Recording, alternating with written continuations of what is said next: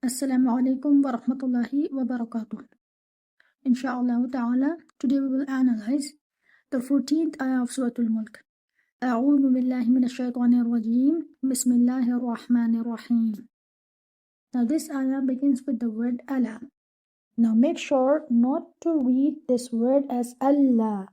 The lam is not mushaddad over here. It's just Allah. The hamza should be given 1 count and your lam should be given 2 counts. Allah. يعلم. Now what will you do? You will join your ya with the ayn, run your ayn. Do not read your ayn like hamza. Okay? So run your ayn and read your ayn from the middle part of your throat. Lam should be given 1 count, neem should be given 1 count too. Okay? Because both the letters are with just harakat.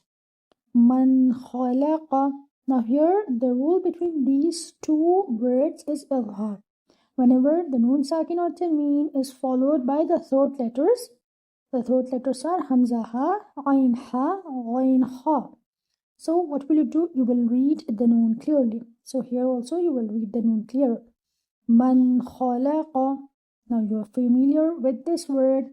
So do not switch the makhraj of the two letters kha and qaf. The kha is heavy but with air and bubbling sound, and the qaf is without air. Okay, and make sure to read all these three letters giving 1 count. Coming to this one, wa huwa. Now what will you do? You will circle your lips for the waw. You will also circle your lips for the ha, because this ha is with dhamma. Okay, wa hu. Now you will join this waw with the lam over here. Wa huwal latiful khabir. Now what will you do? Now this part. The ta over here is with kasra.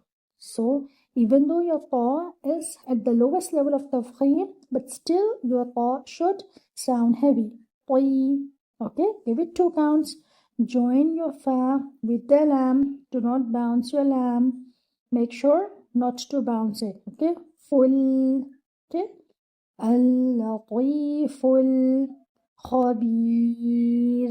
Your kha should be heavy. Your ba is light. And your ra at the end should be light too, because it is preceded by a ya. Okay, inshallah ta'ala. Practice well with the shaykh. Jazakumullahu khair. Wa assalamu alaikum wa rahmatullahi wa barakatuh.